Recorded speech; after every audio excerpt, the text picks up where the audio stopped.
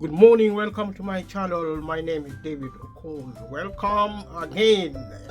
Thank you everybody who have been subscribing to my channel. Thank you everybody who have been sharing with family and friends to support this program. And please subscribe to this channel and to support it. We are talking about peace, world peace in terms of the cost of living crisis. We are looking at India. Watch this video alongside the rest of the video on India. We have been talking about different countries. We're looking at the peace status of the world, examining the cost of living crisis as a symptom of what happens in societies, as an indicator of the state of the world peace. Looking at capitalism, looking at we are looking at so we are looking at different factors. We're looking at the economic system, capitalism. We are looking at the free market system across the globe. We are actually arguing that the system has gone extreme. Ideological impact from governments is now leading the world along the path of extremity, where the poor are getting poorer, the rich are getting richer, the system transferring wealth from the hand of the many to the hand of the few, concentrating wealth at the top, taking it away from the bottom of the pile of society, who are the many. 90% of the population are excluded, the ones who work for living. Work for living, you're working on the middle and the lower class, then consider yourself poor at the bottom of the pile. You are actually a servant of the ruling class, who are actually multimillionaires and multimillionaires, the ones who are actually controlling power and rule, the system of rule in the world, including in India. And looking at India and also examining the status of India in terms of globalization. What happens in India happens in your country, regardless where you are, because the world is going from nation state to global states. There's one state now preparing the world into one world government. And therefore, the idea of national sovereignty is on the decrease, giving way to the global citizenship, which is a good thing. World without borders. The global village is a fantastic concept and practice. The globalization is a completed project.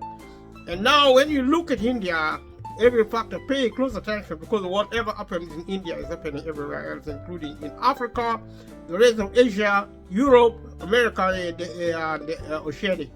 These are the key continents of the world. And capitalism is the mode of operating rule, and also creating growth and economic development. Is at the core of modern development. It's a good function of wealth creation. The problem of capitalism is not really capitalism, but it is bad politics informed by the generative ideological complexity found in the ruling elite. This has provided a form of violence in society such as never before seen, culminating in factors including the cost of living crisis, but also in direct wars such as you see in the Middle East, Africa, Asia, in Ukraine, China, Russia, and the rest of the world. There are different factors now affecting the globe. The failing to manage to control the environmental situation of the world. These are all put together to form a picture of calamity in waiting. Therefore, we are in a state where everybody doing something now or any time or any other time should stop and consider our future, whether you are a child, you are a mother, you are a son, you are a daughter, a husband, or just a member of the global citizenship. We are doing well on the developmental front. We are actually failing culturally because by cultural failure, we have also failed to value humanity as a priority. As simple as that. That need to change. If you are a child, if you hurt, if somebody punches you in the face, it means they are culturally uneducated. That's why they are hurting you. If you go to Ukraine, you see wars, buildings on fire, bombs actually striking property belonging to ordinary citizens, people being trapped and killed, injured, children, small children are hurting. If you are buried under the rubble or as a result of bombing in Ukraine, in Russia, in the Middle East, in Israel, in Palestine, then that is actually evidence of a cultural failure.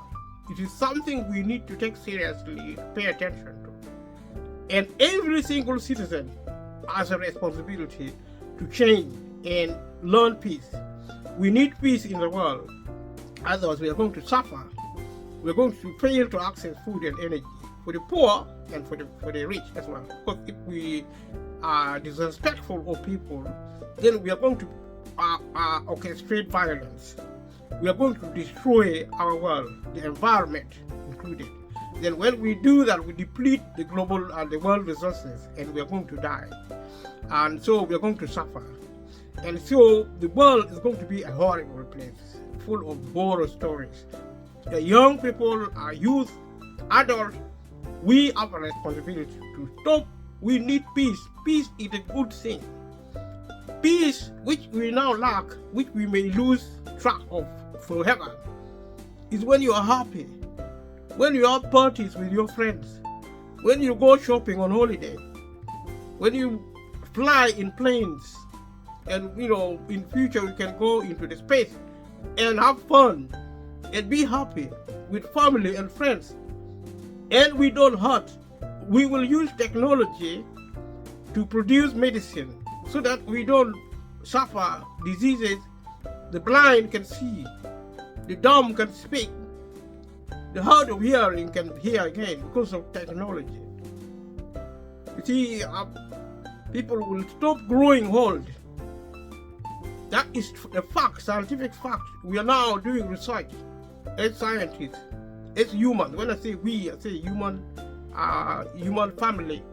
We are working so hard now to do research, to slow down aging, to stop and reverse aging. Also, we are now working relentlessly as scientists of the world to produce conditions, technologies, to bring back the dead. If your dead man, if your loved one died, there's a prospect in the future. And this is real. Technology and science will bring the dead back. This is still science fiction, but we are heading into the reality element of it. We need peace now so that we don't destroy the earth, so that we don't live in misery, so that we don't suffer from hatred, from racial hatred, class hatred, species hatred, humanity fighting, hatred between people, whether in India, in wherever country, continent you live. That's why I'm participating on this program. And join me and participate, leave a comment below. Let's work together as one family, rich or poor.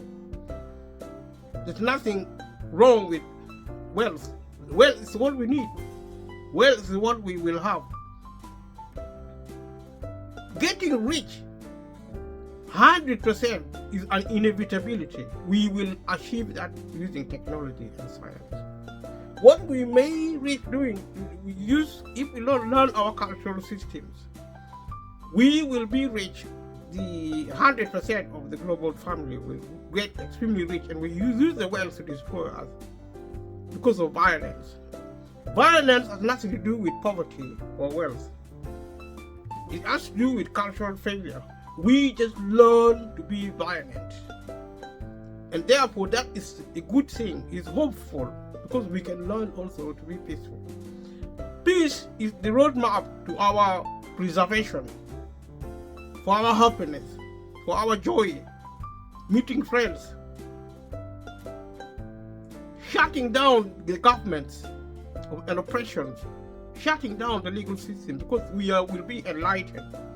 We learn to know what is right and false to bring peace.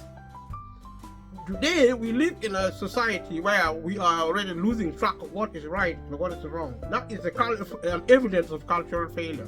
That will lead to violence and self-destruct. We face extinction, but there is hope because we are able to learn. If we can learn to destroy our lives, ourselves, if we can learn to risk our future with extinction, we can also learn to preserve our future, our species, by learning peace. And that is actually optimistic. That is hope. And that's why I'm happy to talk about what is a very difficult topic. Join me, support this channel. Let us look about some information in China, in India. The reason I'm looking at this information, I want to show the capability found in every country of the world, the abundance of resources, the robustness of technology, the dynamic status of politics in every country, including in India.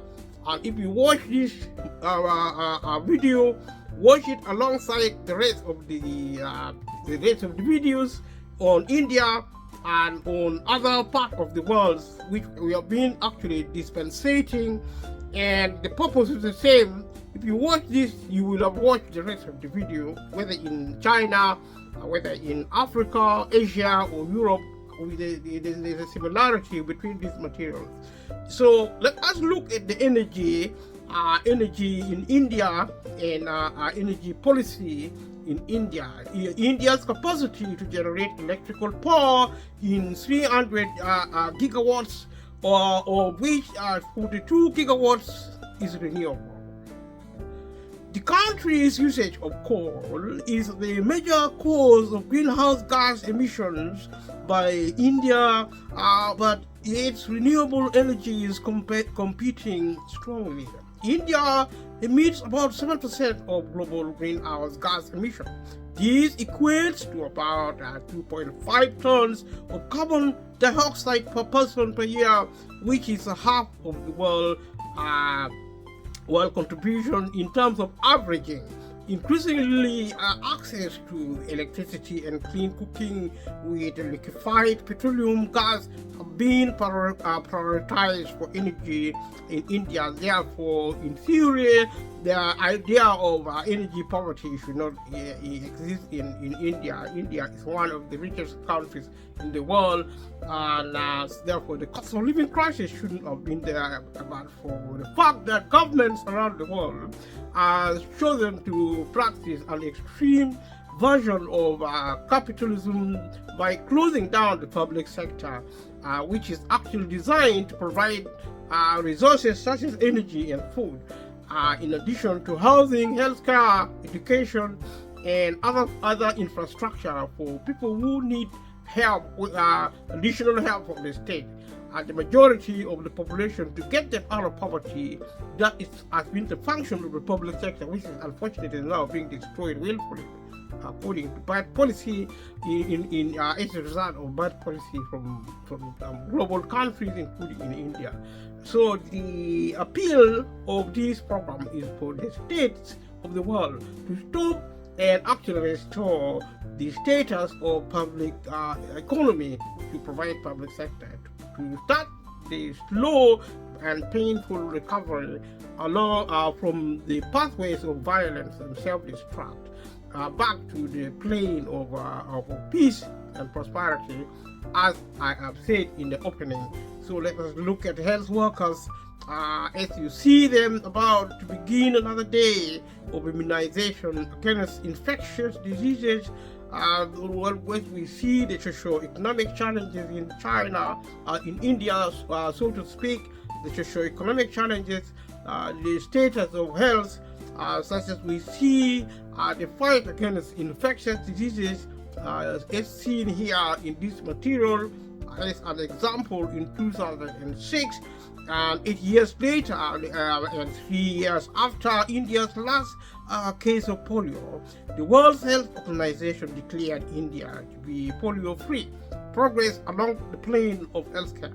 And like I said before, if we are to provide healthcare globally to the many, then we need to restore the public equivalence of provision of healthcare by strengthening the public sector and public policy as opposed to closing them down. So like such as we see now, if we close the public sector down, then what we are going to achieve is actually inaccessibility in every sense of the word, failure, total failure to access healthcare by the many of the world, including in India.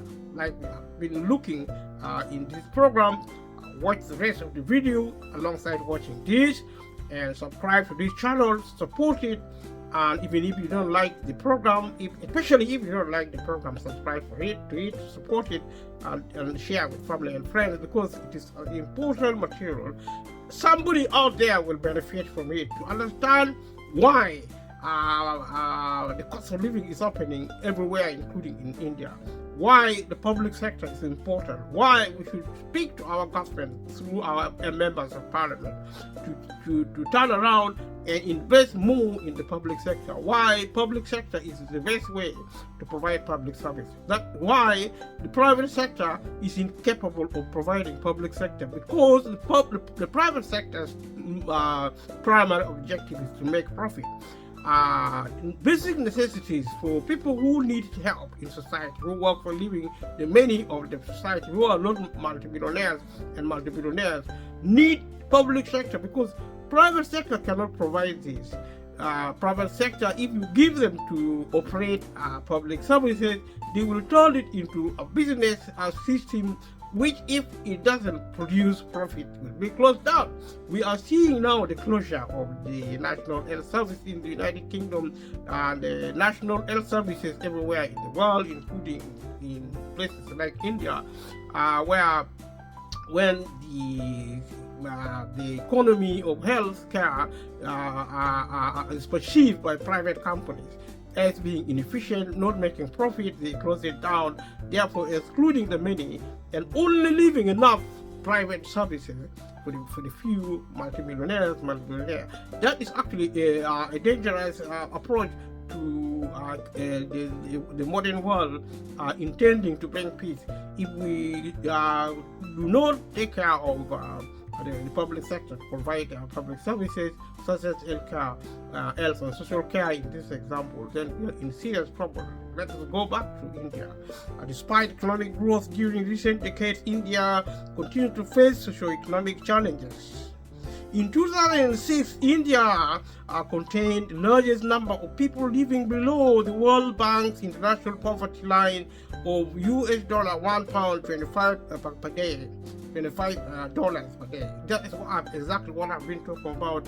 This inequality between the rich and the poor is created when there is income failure for the many of India. The income failure because we are neglecting the public sector. We fail to regulate private and public companies to provide the minimum wage, for example, adequate minimum wage, because poverty is an income-related issue also in the other sectors. So the proportion decreased from 60% in 1981 and 42% in 2005. Under the World Bank's later revised poverty line, it was 21% in 2011. 30.7% of India's children under the age of 5 are underweight. This is a poor survey in a country which is actually richer than Great Britain, and you don't find that problem in the United Kingdom comparable to India. And according to a Food and Agriculture Organization report in 2015, 15% of the population is undernourished. This is wrong, and this is actually the practicing of extreme capitalism, where actually employment is no longer supporting the population, the majority of the population in a country like India. And this is actually repeated across the globe. And therefore, the solution to this developmental issue is to actually strengthen the public sector. The state should intervene to regulate the economy, which is largely actually the employment economy, which is largely actually controlled by the private sector, and actually manage the income, the wages, the salary, the level of pay should go up. That is the quickest and the easiest way to actually introduce incidents of poverty alleviation in India. And also, such a policy should be replicated globally. And this is the kind of thing I've been talking about. Otherwise, there should be something resembling a grant given to those who cannot work, people who are actually retired. The pension level, the benefit level should go up, and also child benefit should be introduced in every country of the world, and the level should be up. It's actually not the benefit, but also the level. It's not the pay from employment. The level of pay is the problem, and the condition of employment is problematic, because employers should learn their culture and respect employees, respect themselves, respect their businesses, respect the health and welfare of their employees. Employees should never be treated as if they are non-human, as they are workers on the scene in terms of making money. This is wrong. The government should regulate this situation across the globe, and this is why I'm saying this. And when we do that, we begin to actually eliminate poverty, which is actually doable within. Can do it within 10 years. Nobody is supposed to be poor. A 2018 Work Free Foundation report estimated that nearly 8 million people in India are living in different forms of modern slavery, such as bonded labor, child labor, human trafficking, and forced begging, among others. According to the 2011 census, there were 10.1 million child laborers in the country, a decline of 2.6 million from 12.6 million in 2001. This is a cultural failure, disrespect for people, failing to learn peace is a promotion of violence. This is what is happening, and we cannot have peace under these circumstances. In my opening remark, if you go back and watch the video from the beginning, subscribe to this channel. To support it, the best way to support this channel is subscribe, clicking like, and watching the videos, and sharing with family and friends, and making comments. If you don't like the video, especially if you don't like the video, support it even more, because there are people who will benefit from.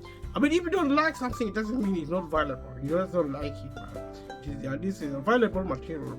It is fundamental that people learn what is causing problems in society, in terms of healthcare, in terms of security on the street. If children cannot walk on the street at night, it means we are not civil enough. That is a cultural failure, which is what I'm trying to explain. We can learn culture by respecting ourselves and respecting others.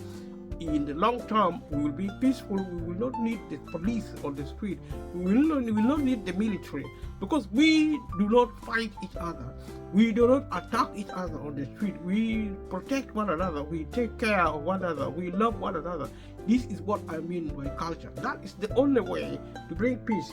But in terms of development, we need to get poor people, the majority of the population, out of poverty. It can be done very quickly, especially with technology now. Technology is set to take over running the economy, producing wealth for everyone. As a matter of fact, within 100 years, everybody in the world will be rich, will be super multimillionaire. You don't even need money in the future, because machine will produce everything you need free of charge. So the idea of poverty is not to be worried about. What we should worry about, because with poverty in the long run, technology will actually eradicate poverty anyway. But what will not be eradicated is violence, is the culture. If we don't learn peace, if we are angry, we are so insane upstairs, because all we think is hatred. All we think is actually insanity. We don't like each other. We are always fighting. We are abusive. We look at other people as being slaves. This is the cultural failure, and I keep saying this: the answer is education and training. Learn to think human. Learn to think positively about people. Learn to care about yourself. Learn to care about other people. Then we will start the process of cultural regeneration. This is what I'm trying to say. It's extremely important. Share this video even if you don't enjoy watching it. It's like medicine. You take medicine, you are not going to say, oh, this medicine really tastes very nice. But if something is useful, you should be responsible and acknowledge its use. Stop being selfish. Share with other people, because other people may benefit from it more than you. Other people may even enjoy understanding what is going on. When we talk about the cost of living, everybody should be familiar with the problems across the globe, and the cause is actually policy of extreme capitalism, which is now happening, which is privatizing the public sector. The people who suffer the cost of living are actually the many who are not millionaires, who are not billionaires. If you are a middle class worker and you still have a job and you are paid well, you may actually not feel it. But if you are relying on credit to complement your salary, then your comfort is fake. Because you see, if you are creating debt for yourself, for your children, in order to gain temporary comfort, you are still poor, but you may not realize it. So you are not being insulted, you are actually being alerted. This is actually like a medicine. If you are sick, you have to really, before you're even sick, you need to have a preventive measure. So going back to this material, looking at it and providing explanation, we are looking at the status of wealth in India. We are also looking at why, in the face of wealth, the majority of Indians live in poverty, which is unacceptable, which is what I'm talking about, because of inequality created by bad policy of capitalism, privatizing the public sector.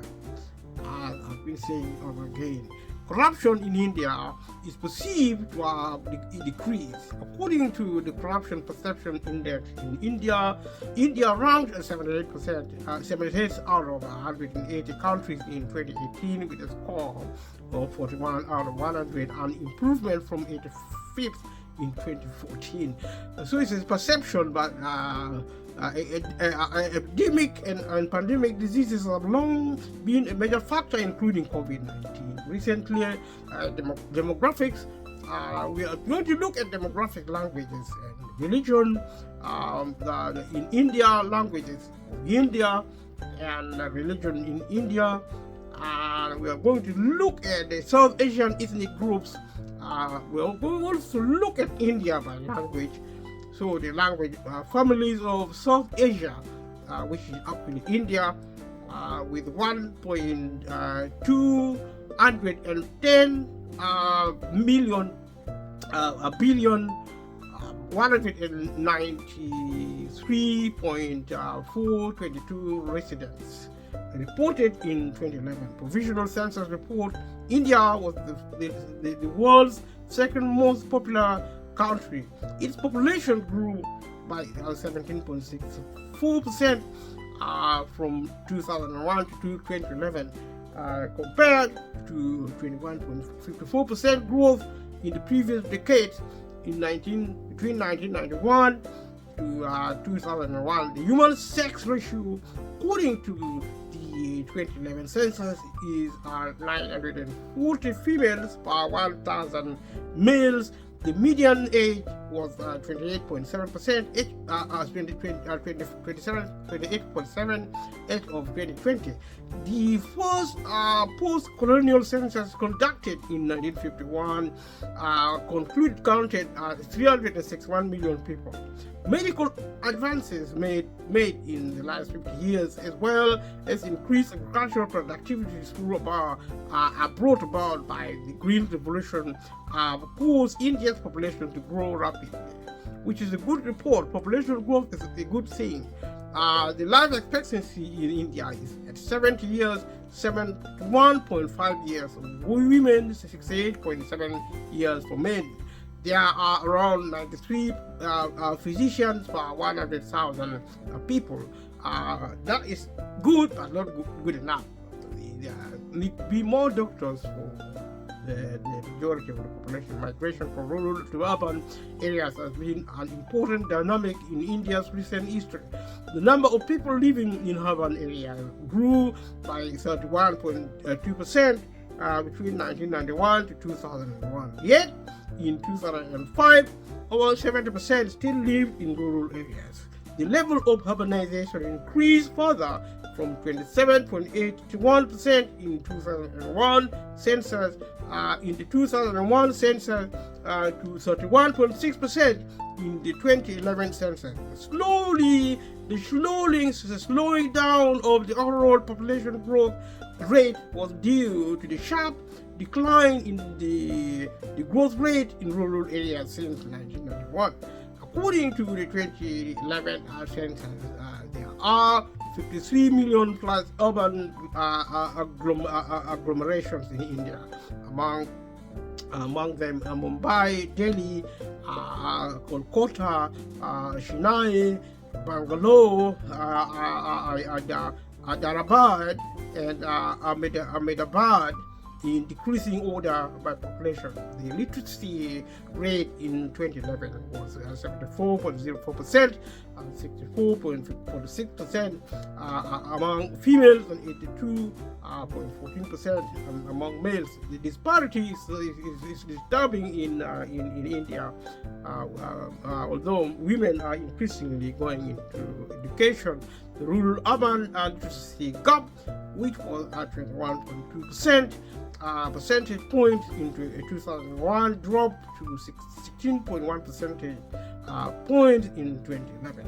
The improvement in the rural literacy rate is twice that of the urban areas. Kerala is the most literate state with 93.91% literacy, while Bihar the least with 63.82%. So that is the demography of India. The interior of Santon, Basilica, Chennai, Tamil Nadu. Christianity is believed to have been introduced to India by the late 2nd century by Syriac-speaking Christians.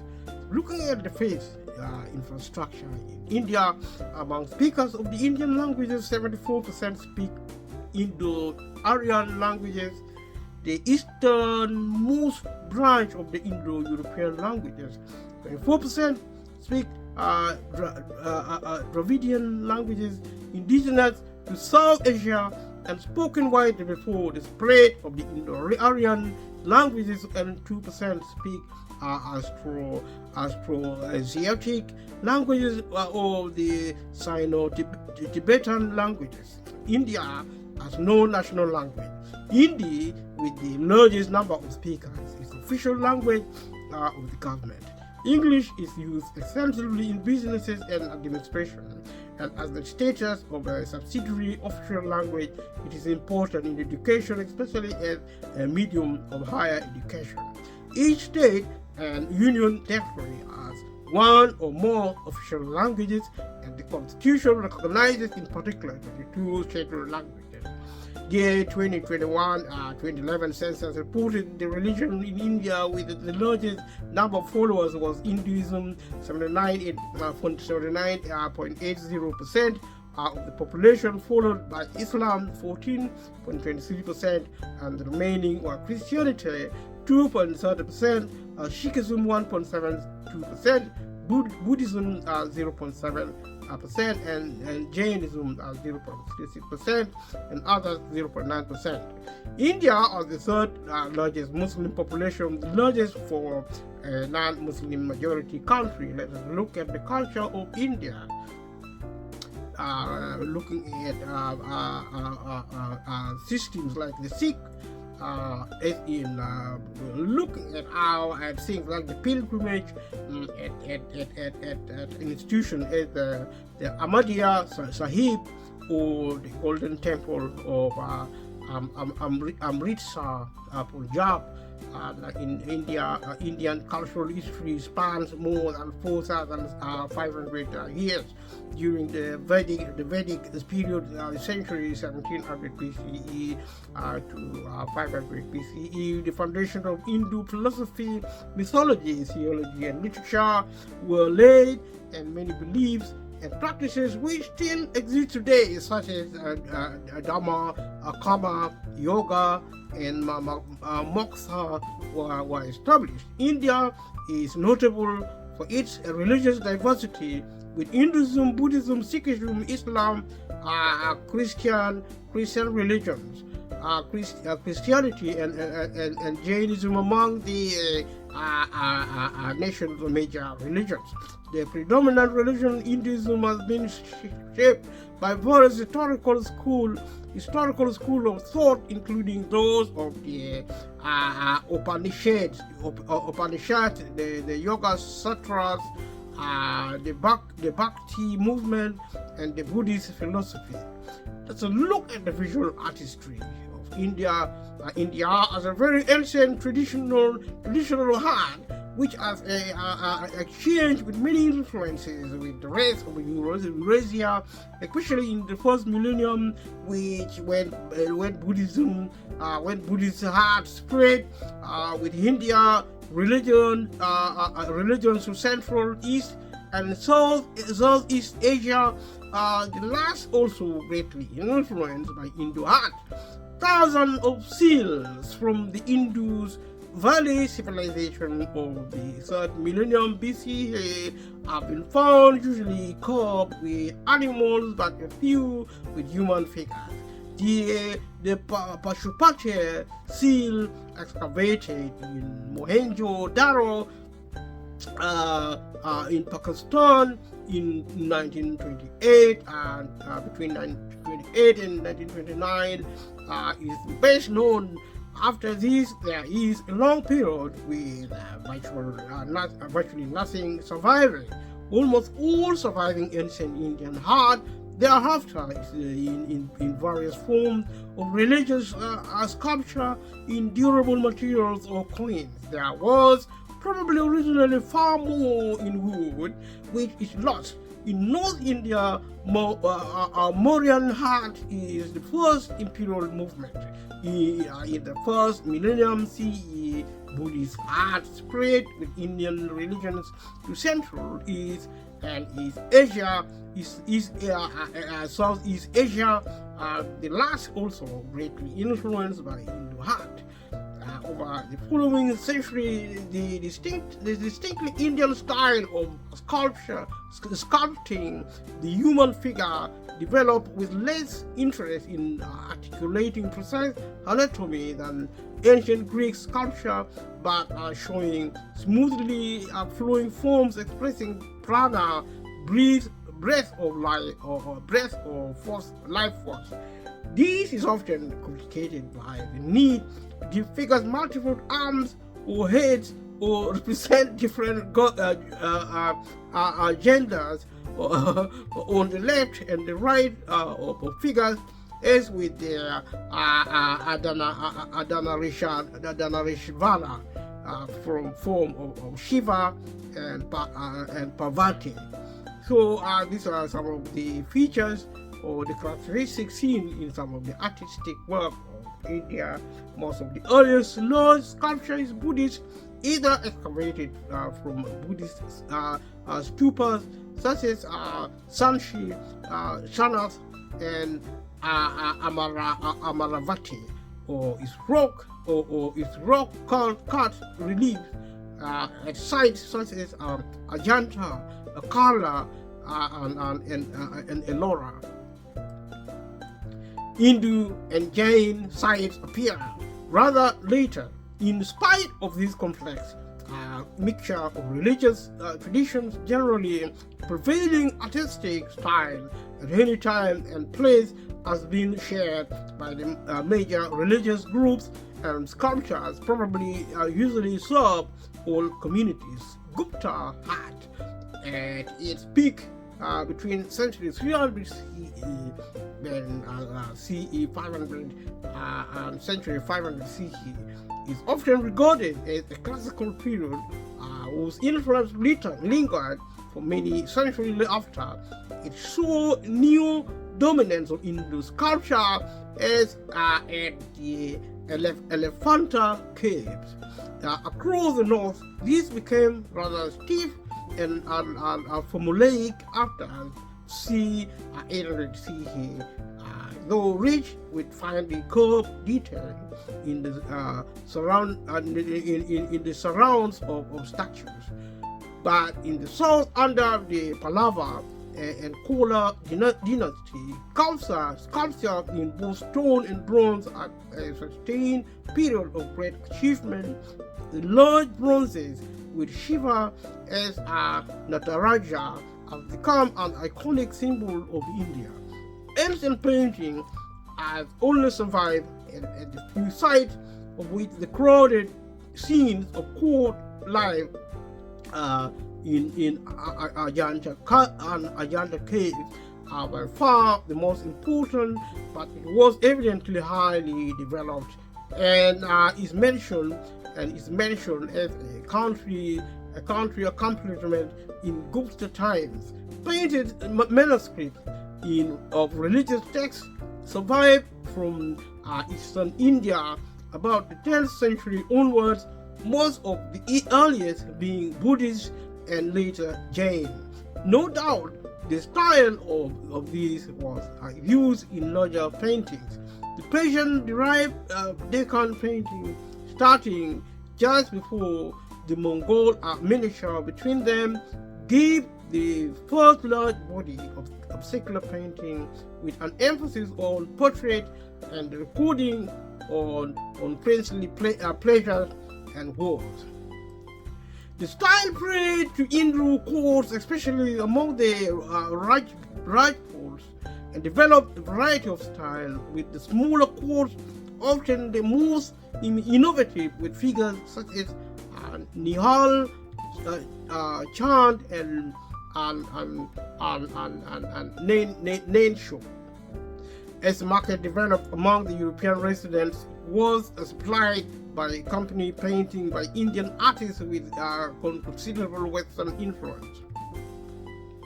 In the 19th century, cheap calligraphed paintings of gods and everyday life done on paper were urban folk art from Calcutta, which later saw the Bengal School of Art, reflecting the arts qualities founded by the British, the first movement in modern Indian painting.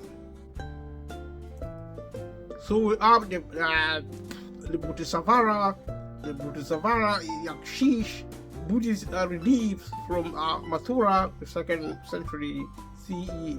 We have the Gupta terracotta relief, Krishna killing the horse demon Keshi, the 5th century. We also look at Elephanta, the caves, triple host, Trimurti or Shiva, 18 feet, 5.5 meter tall, in the 550th century. We also look at the color bronze of Shiva as Nataraja, Lord of the Dance, Tamil Nadu, 10th or 11th century. And we also see the Jahangir as he received Prince Khurram at Ajmer on his return from the Mewar campaign, Belchand in century 1635. These are some of the details in the Indian artistry, the history thereof, the Krishna fluting of the Milkmaid Kangra painting, 1777 to 1785. We're looking at the architecture of India.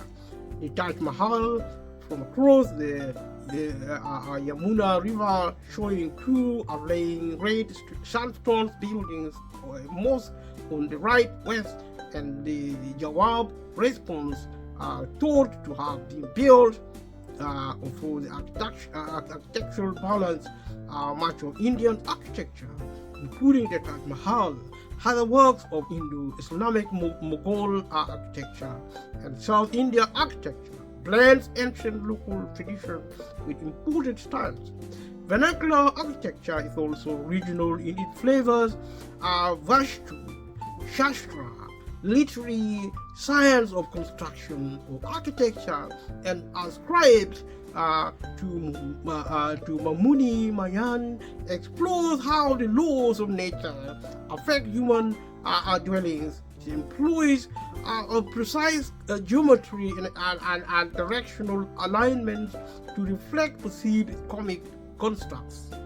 As applied in Hindu temple architecture, it is influenced by the Shilpa Shastras, a series of foundational texts whose basic mythological form is the Vastu Purushna mandala, a square that embodied the Absolute.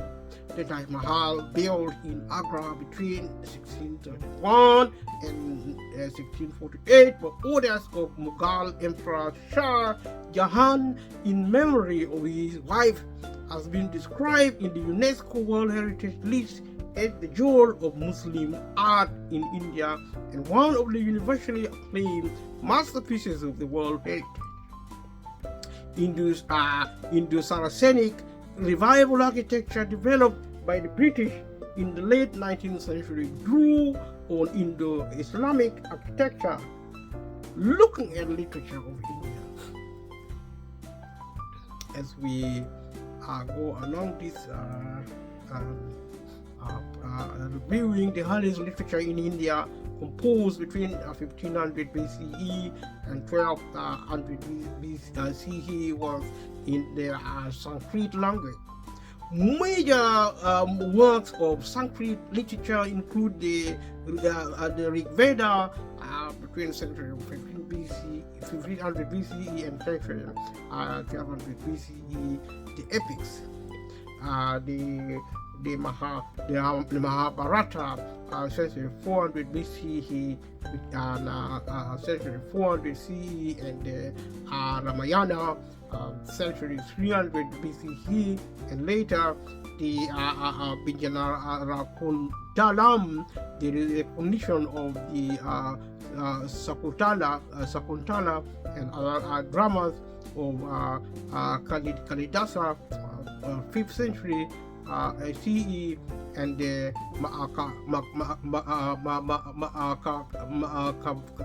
Kavya poetry. In Tamil literature, the Sangam literature, century 600 BCE and century 300 BCE, consisting of 2,381 poems composed by 473 poets, is the earliest work.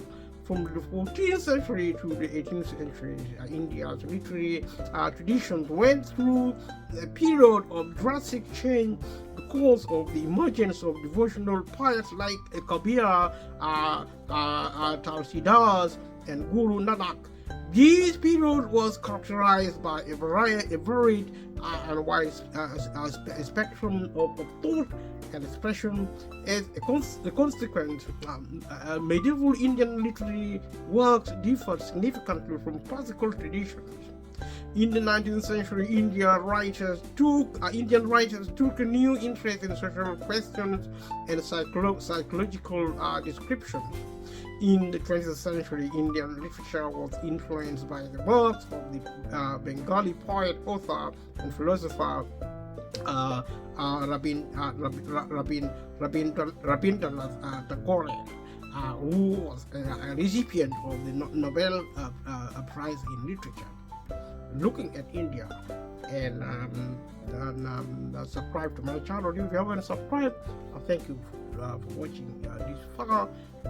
Looking at India, we are looking at all the social infrastructure of India, and we're now looking at the artistry, the culture, looking at the music of India, dance in India, cinema of India, and television in India.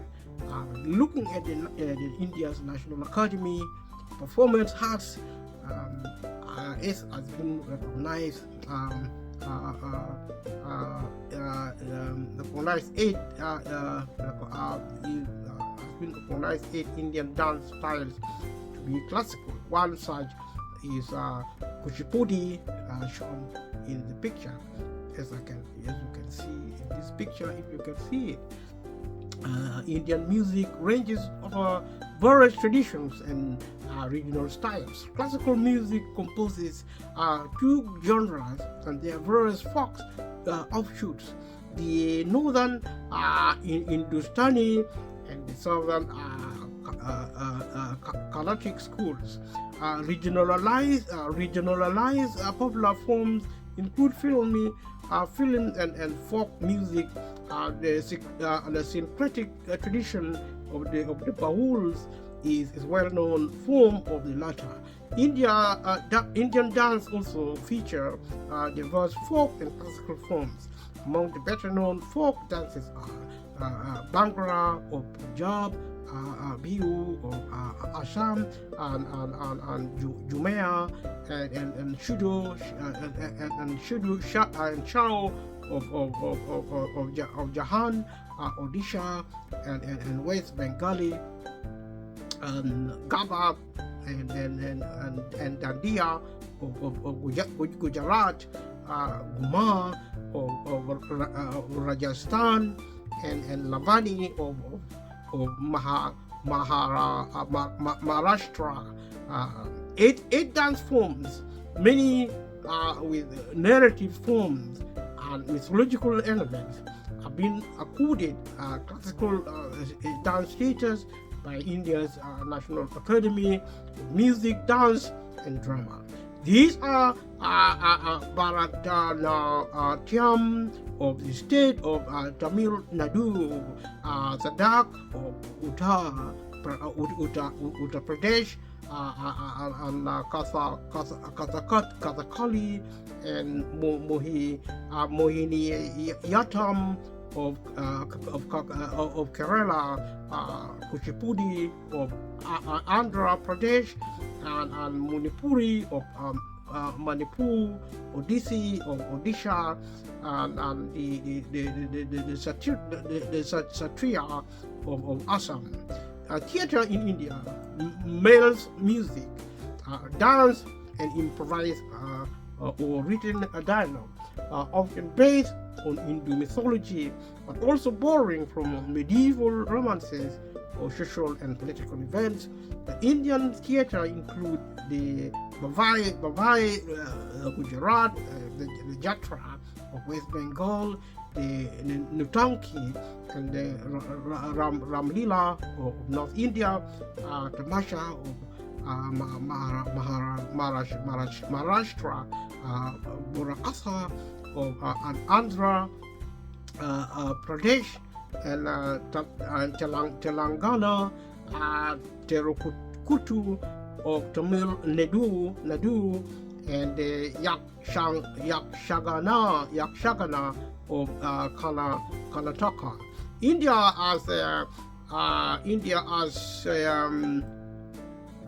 as a theatre training institute, the National School of Drama NSD, that is situated at New Delhi.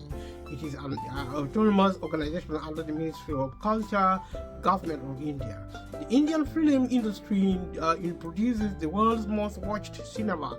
Established regional cinematic tradition exists in some may say Bengali, Bhojpuri, Hindi, Kannada, and Malayalam, Punjabi, Gujarati, Marathi, Odia, Tamil, and Telugu languages. The Hindi language film industry, Bollywood, is the largest sector, presenting 43% of box office revenue, followed by the South Indian Telugu and Tamil film industry, which represents 36% combined. India is one of the culturally most resourceful anywhere in the world. So if you come from India, leave a comment below. Let me know your life in India, the entertainment factor If you're a tourist, if you're from India, if you live there, let me know. I'll leave a comment below and let me know how life is in India. And television broadcasting began in India in 1959 as a state-run medium of communication and expanded slowly for more than 2 decades. The state monopoly on television broadcast ended in the 1990s. Since then, satellite channels have increasingly shaped the popular culture of Indian society. Today, television is the most penetrative media in India.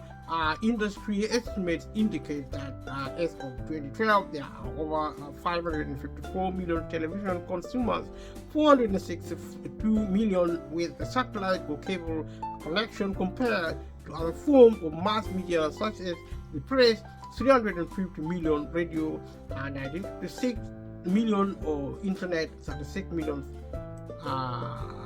This is actually evidence of wealth, cultural wealth, place to invest if you are from India. Looking at the Indian society, look at Muslim namaz at the mosque in Srinagar, Jammu and Kashmir. Traditionally, Indian society is sometimes defined by social hierarchy. They say in the Indian case system embodies much of the social stratification and many of the social restrictions found on the Indian subcontinent. Social classes are defined by thousands of endogenous hereditary groups, often termed as the jatis or castes. India abolished untouchability in 1950 with the adoption of the Constitution and has since enacted other anti-discriminatory laws and social welfare initiatives. Family values are important in the Indian tradition, and the multi-generational patrilineal joint families have been the norm in China, though nuclear families are becoming common in the urban areas. Similar to Africa, if you would watch at the beginning of this material, India was said to have originated from Africa. If you are Indian, then you have to remember your roots in Africa.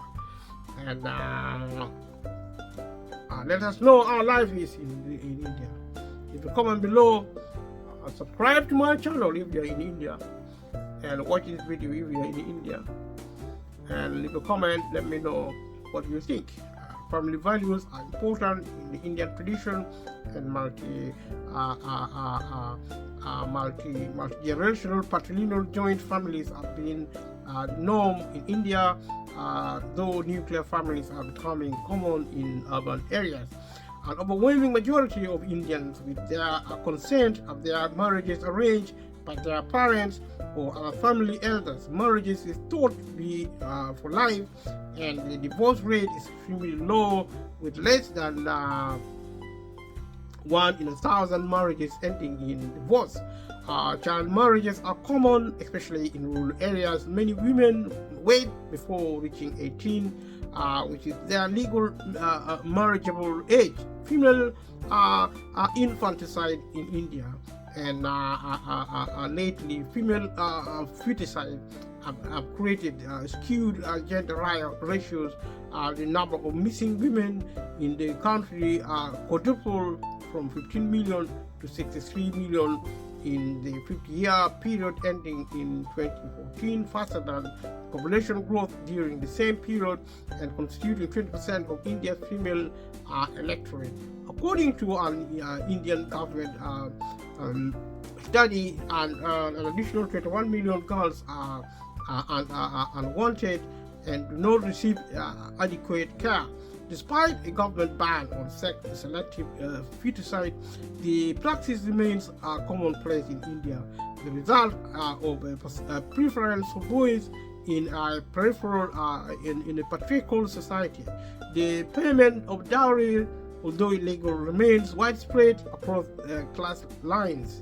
Deaths resulting from dowry, mostly from bride burning, are on the rise despite stringent anti-dowry laws. many Indian festivals are religious in origin. The best known include Diwali, Ganesh, Chaturthi, Thai, Pongal, Holi, Durga Puja, Eid ul Fatra,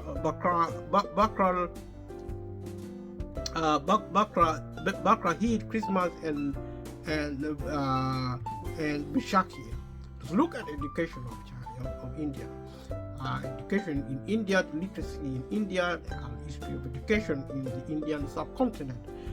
Children awaiting school lunch in Rakia, on the Raika, also Lahika, a village in rural Gujarat. The salutation Jai Bhim written on the blackboard honors the Jewish social reformer and the late leader B.R. Ambedkar.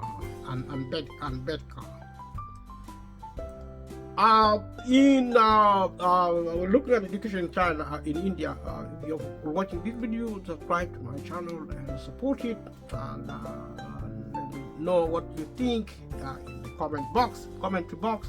In 2011 census, about 73% of the population was literate, with 81% for men and 65% for women. This compares to 1981 when the respective rates were 41%, 53%, and 29%. In 1951, the rates were 18% at 27% and 9%. In 1921, the rates are 7%, 12%, and 2%. In 1891, they were 5%, 9%, and 1%.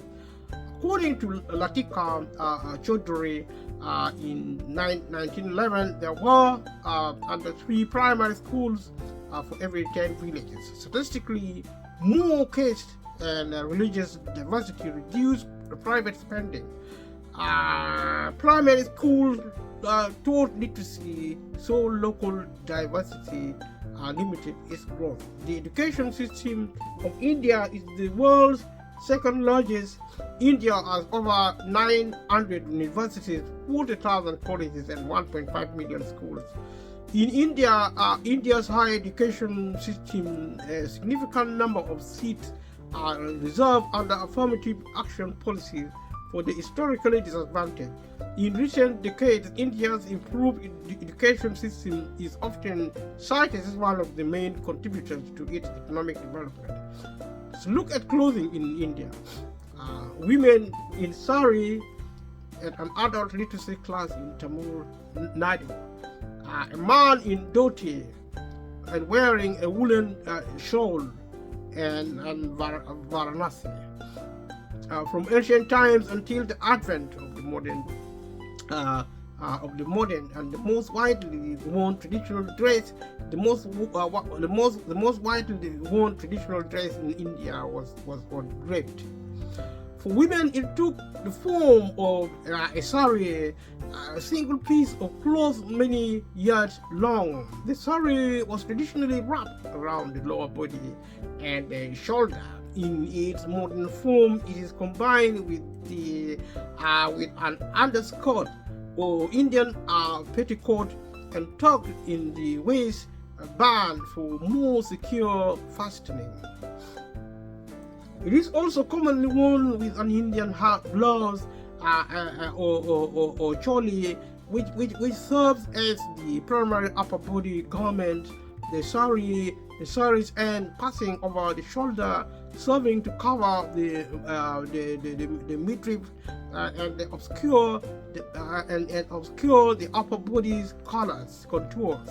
For men, a similar but shorter length of cloth, the dhoti served as a lower body garment. Women looking at here in karidas and kameez, with back to wearing jeans and sweater and a pink shalwar, kameez. The use of stitched clothes became widespread. The Muslim rule was established at first by the Delhi Sultanate, from the Delhi Sultanate between century 1300 CE, in century 13 CE, and then continued by the Mughal Empire in century 1525 CE. Among the governments introduced during this time and still commonly worn are the shalwars and the pajamas, both styles of trousers, and the tunics, kurta, and the kameez. In southern India, the traditional drape garments were to see much longer continuous use. Shalwars are typically wide at the waist but narrow to the cuffed bottom. They are held up by a drawstring which causes them to become pleated around the waist. The pants can be wide and baggy, or they can be cut quite narrow on the bias, in which case they are called churidas. When they are ordinarily wide at the waist, and their bottoms are hemmed but not cuffed, they are called pajamas. The kameez is a long shirt or tunic. Each side seems left open below the waistline. The kurta is traditionally colorless and made of cotton or silk. It is worn plain or with embroidered decoration such as chikan, and typically falls to either just above or just below the wearer's knees. This is some description of the intricacy found in the design of wares of India in the last 50 years. Fashions have changed a great deal in India, increasingly the urban northern India. The sari is no longer the apparel of everyday wear, though they remain popular on formal occasions. The traditional shalwar, kameez, is rarely worn by younger urban women who favor churidas or jeans. In white-collar office settings, the ubiquitous air conditioning allows men to wear sports jackets year-round. For weddings and formal occasions, men in the middle age and the upper classes often wear bandkala, short naval jackets with pants, with the groom and his groomsmen sporting sharwanis and shuridas. The dhoti, once the universal garment of Hindu males, the wearing of which in the homespun and the nationalism bring the homespun unwoven khadi allowed Gandhi to bring Indian nationalism to the millions. Is seldom seen in Chinese cuisine. What they eat in India, South Indian vegetarian thali or paratha, railway mutton curry from Odisha. The foundation of a typical Indian meal is a cereal cooked in plain fashion and complemented with flavorful savory dishes. The cooked cereal could be steamed rice, chapati, a thin and unleavened bread made from wheat flour, occasionally cornmeal, and griddle cooked dry. The idli, a steamed breakfast cake, or dosa, a griddle pancake, was leavened and made from a batter of rice and gram meal. A savory dish.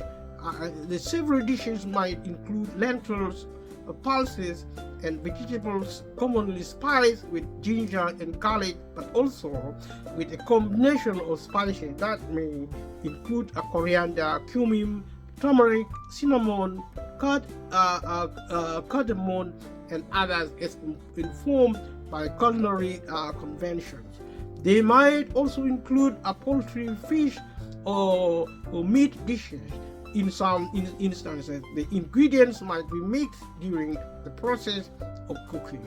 The platter or thali used for eating usually has a central place reserved for the cooked cereal and peripheral ones for the flavorful accomplishments, which are often served in small bowls. The cereal and its accompaniments are eaten simultaneously rather than a piecemeal manner.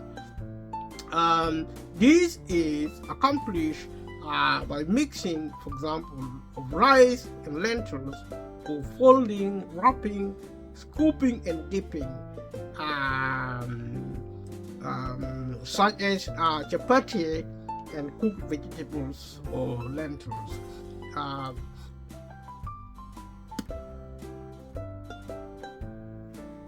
Duration. Okay, India has distinctive vegetarian cuisines, each a feature of the geographical and cultural history of its adherents. The appearance of ahimsa, or the avoidance of violence toward all forms of life in many religious orders, early in Indian history, especially Upanishadic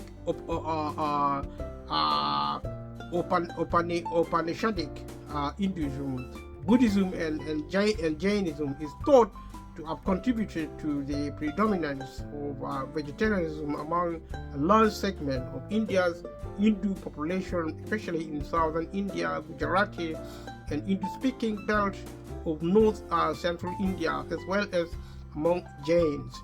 Although meat is eaten widely in India, the proportional consumption of meat in the overall diet is low, unlike China, which has increased its per capita meat consumption substantially in its years of increased economic growth. In India, the strong dietary tradition have contributed to dairy rather than meat becoming the preferred form of animal protein consumption. The most significant important import of cooking techniques into India during the last millennium occurred during the Mughal Empire. Dishes such as the pilaf developed in the Abbasid Caliphate, and cooking techniques such as the marinating of meat in yogurt spread into northern India from regions to east northwest. To the simple yogurt marinade of Persia, onions, garlic, almonds, and spices began to be added in India. Rice was partially cooked and layered alternately with the salty meat, and the pork sealed tightly and slow cooked according to another Persian cooking technique to produce what has today become the Indian biryani, a feature of festive dining in many parts of India. In the food served in Indian restaurants worldwide, the diversity of Indian food has been partially concealed by the dominance of Punjabi cuisine. The popularity of tandoori chicken cooked in the tandoori oven, which are traditionally been used for baking bread in the rural Punjab and the Delhi region, especially among the Muslims, but which is originated from Central Asia, dates to the 1950s and was caused in large part by an entrepreneurial response among people from the Punjab who had been displaced by the 1947 partition of India. If you like the food of India, leave a comment below if you have tasted food of India from wherever you are in the world, leave a comment below, subscribe to this channel. To support it, actually leave a comment below. Now let's look at the sport in India. Girls play upchuck in Jaora, Madhya Pradesh. Upscotch has been commonly played by girls in rural India. Several traditional indigenous sports such as the kabaddi, kho-kho, pelwani, the gilli danda, and also martial arts such as the kalari payatua and Mama Adi remain popular. Chess is commonly held to have originated in India as Chaturanga. In recent years, there has been a rise in the number of Indian grandmasters. Vishwanathan Anand became the chess world champion in 2007 and held the status until 2013. He also won the chess world cup in 2000 and 2002. In 2013, Prangananda finished as runner-up in the tournament. Pashishi is derived from pashishi, another traditional Indian pastime which in early modern times played on a giant marble court of Mughal Emperor Akbar the Great. Cricket is the most popular sport in India. Major domestic leagues include the Indian Premier League. Professional leagues in other sports include the Indian Super League Football and the Pro Kabaddi League. Looking at India cricketer Sachin Tendulkar about to score a record 14,000 runs in Test cricket while playing against Australia in Bangalore in 2010. India has won 2 Cricket World Cups in 1983 edition and the 2011 edition, as well as becoming the inaugural T20 World Cup champions in 2007. India has also won the Champions Trophy twice in 2002 and 2013. The only edition of the World Championship of Cricket was won by India in 1985. India also has 8 field hockey gold medals in the Summer Olympics. The improved results garnered by the Indian Davis Cup team and other tennis players in the early 2010s have made tennis increasingly popular in the country. India has a comparatively strong presence in shooting sports and has won several medals at the Olympics, the World Shooting Championship, and the Commonwealth Games. Other sports in which Indians have succeeded internationally include badminton. Sheena Nehwal and PV Sindhu are 2 of the top-ranked female badminton players in the world, boxing and wrestling.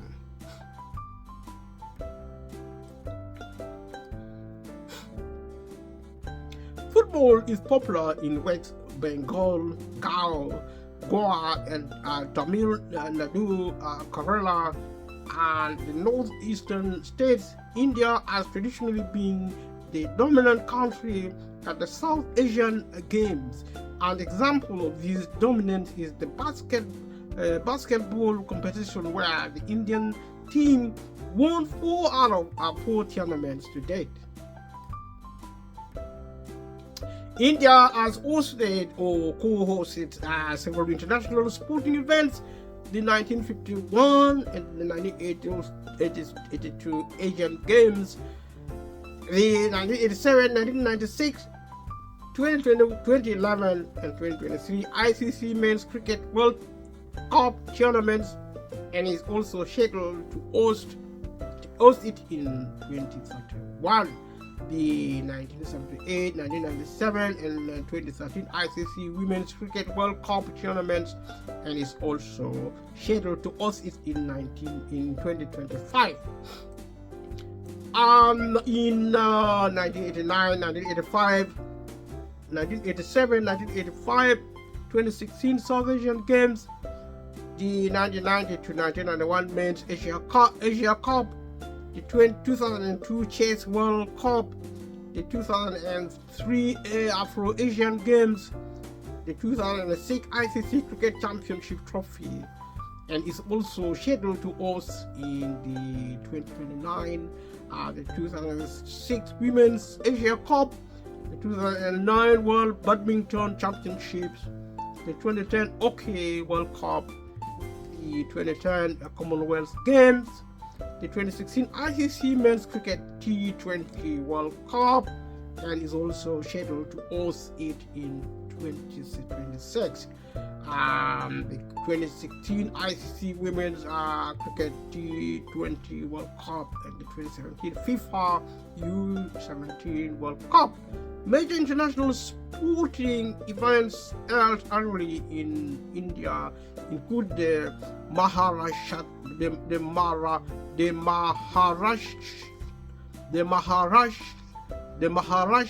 Open, and the Mumbai Marathon, and the Delhi Half Marathon, and the Indian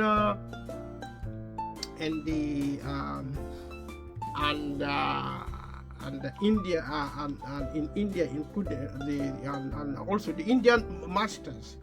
The first Formula One Indian Grand Prix featured in 2011 but has been discontinued from F1 season calendar since 2014.